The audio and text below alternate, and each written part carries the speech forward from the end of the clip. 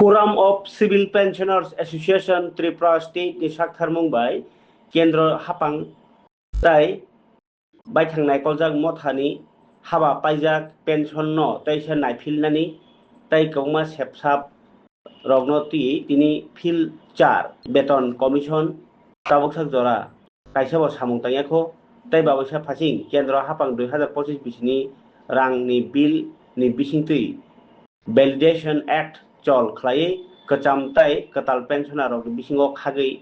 tongnani chaitogui tongkha haktor gwnangai 69 লক্ষ pensioner rok ni motha abono chajagya wngoi laithangnai bisa romoi juda juda choba tai saungbotango khlai phaikya hasteo bo Forum of Civil Pensioners Association ni sakharmung bai o saungbotang palaijakha o saungbotang no rogino bwskangni 14 tarik June o saungbotang no rogino tini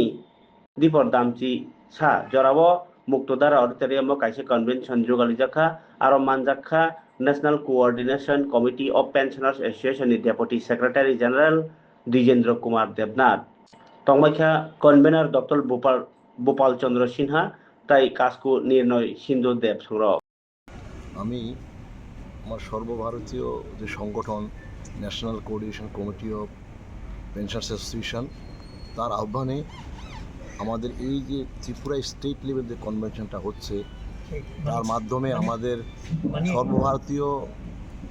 যে programme তারই একটা অংশ হিসেবে আজকে এখানে state level convention হচ্ছে মুখ্যত দাবি হচ্ছে যে দাবিগুলো নিয়ে আমরা সর্বভারতীয় ভিত্তিক প্রতিটি রাজ্যে পেনশনার্স সমাজ শুধু সেন্ট্রাল গভর্নমেন্ট পেনশনার্স নয় তার বাইরেও সকল আমার পেনশনার্সদেরকে নিয়ে আমরা বিভিন্ন স্তরে আমাদের district level state level all India level পার্লামেন্টে সামনে ধর্ণা দেওয়া এমপিদেরকে যোগাযোগ করা তাদের হাতে মেমোরান্ডাম পেশ করা প্রধানমন্ত্রী রাষ্ট্রপতি সর্বস্তরে প্রেস মিট করা আদার সেন্ট্রাল ট্রেড ইউনিয়নস এবং সবাইকে নিয়ে আমরা চেষ্টা করেছিলাম যে আমাদের যে জেনুইন যে আমাদের জাস্টিফাইড যে গ্রিভেন্সেসগুলো আছে পেনশনার্সদের তাকে সেটেল করার জন্য বিশেষত আমাদের এই মুহূর্তে যে আমাদের যে পেনশন সিস্টেমটা আছে ওল্ড পেনশন স্কিম তার যে নিয়মাবলী আছে যে আইনকানুনগুলো আছে এক্সিস্টিং একটা সিসিএস পেনশন রুলস 1972 থেকে স্টার্ট করে টাইম টু টাইম তার পরিবর্তন করে 2021 অবধি অ্যামেন্ডেড হয়ে সময়ের সাপেক্ষে যখন যেটা প্রয়োজন হয়েছে যে সুযোগ সুবিধাগুলো এখন পর্যন্ত এক্সিস্টিং ছিল তাকে কেন্দ্রীয় সরকার ভ্যালিডেশন অ্যাক্ট 2025 এর মাধ্যমে আমাদের থেকে কেড়ে নেওয়ার ব্যবস্থা করেছে এবং তাকে আইনে পরিণত করতে সময় লেগেছে মাত্র 1 সপ্তাহ অথচ আমরা দেখেছি সমস্ত ভারতবর্ষে বিভিন্ন ক্ষেত্রে বিভিন্ন যে কোনো আইনকানুন পাশ করতে লোকসভা তার রাজ্যসভা তারপর রাষ্ট্রপতি এতে সময় লাগে প্রচুর কিন্তু তারা উইদিন এ উইক এটাকে পাশ করেছে এবং ইমপ্লিমেন্ট করার চেষ্টা করছে সেই আইনের মাধ্যমে যে এক্সিস্টিং যে পেনশনস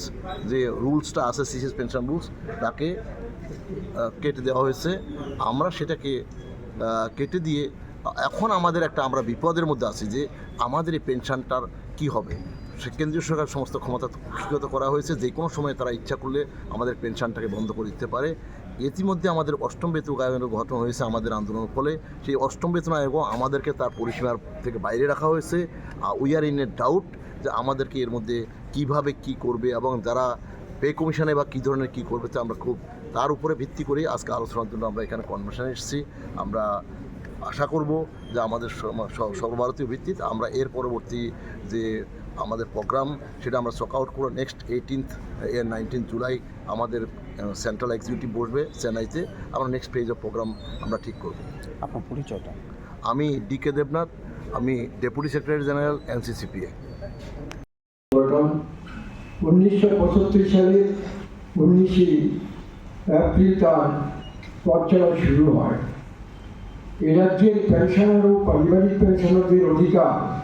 সামাজিক মর্যাদা ও অর্থনৈতিক সমস্যা সুরক্ষা দেওয়ার অভিপ্রায় নিয়ে সংগঠনের কাজ শুরু হয়েছে ইতিমধ্যে এই সংগঠন সারা রাজ্যে প্রতিটি মহকুমায় সংগঠনের পরিকাঠামো আমরা যেমন তৈরি করতে পেরেছি তেমনি আমাদের রাজ্যের বাইরে কলকাতাতেও এই রাজ্যের দেশের রাজ্য সরকারি কর্মচারীরা কলকাতায় বসবাস করছেন তাদেরকেও সংগঠিত করে সেখানে কলকাতা একটা ইউনিট সেখানে কাজ করছে। এই বিস্তৃত এলাকায় পেনশনার ও পারিবারিক পেনশনারদের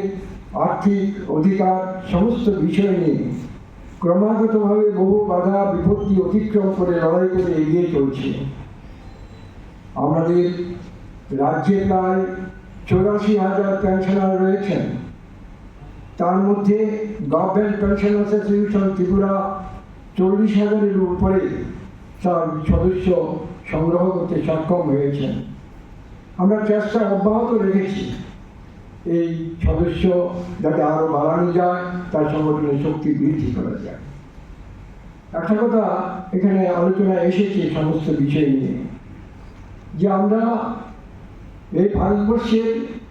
শ্রমজীবী অংশের মানুষ, শিক্ষক, কর্মচারী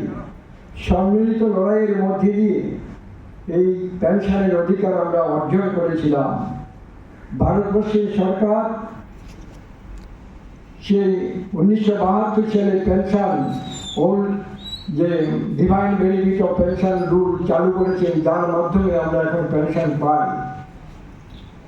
আমরা দেখেছি যে এই পেনশন বিষয় নিয়ে ভারতবর্ষের শীর্ষ আদালত সেখানে রায় ঘোষণা করেছিলেন যে পেনশন কারোর দয়ার দান নয়। যারা পেনশনার তাদের মৌলিক অধিকার, দেশ ও রাজ্যের শিক্ষক কর্মচারীদের মৌলিক অধিকার তার পেনশন পাওয়া, এবং একটা রাষ্ট্রে যারা এই দেশকে গড়ার জন্য, এই রাজ্যকে গড়ার জন্য শ্রম দিয়ে দেশকে গড়ে তোলে,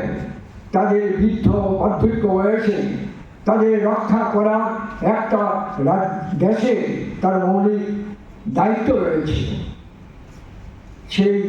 শীর্ষ আদালতের রায়ের মধ্যে দিয়ে আমরা সেটা অনুভূতি আমাদের সামনে এসেছে যে এটা কারোর দয়ার দান নয়। এই রায় শুধু এই ভারতবর্ষের মান্যতা পেয়েছে তা নয়, সারা পৃথিবীর বিভিন্ন দেশে দেশে তার মান্যতা রয়েছে, সেটা আপনারা জানেন। কিন্তু আমরা কি লক্ষ্য করলাম, ভারতবর্ষের স্বাধীন হওয়ার পর যারা এই দেশকে গড়ে তুলেছে তাদেরকে উপেক্ষা করার জন্য, তাদেরকে বঞ্চিত করার জন্য আমাদের কেন্দ্রীয় সরকার, যেটা মহারায় বলেছেন, প্রতিটা বিষয় পরিষ্কার করে আমি সেদিকে যাব না। আমরা দেখেছি যে এই পেনশনারদের পেনশনের অধিকারকে কেড়ে নেওয়ার জন্য তারা নতুন কৌশল সেখানে করেছেন। সেখানে কন্ট্রিবিউটরি পেনশন, এনপিএস যে কন্ট্রিবিউটরি পেনশন করছেন 2004 সাল থেকে চালু করে এই ভারতবর্ষের কি রাজ্যের কি বা কেন্দ্রীয় সরকারি বা কেন্দ্রীয় স্তরে